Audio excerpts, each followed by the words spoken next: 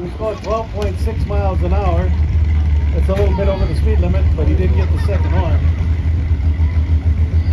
279.63.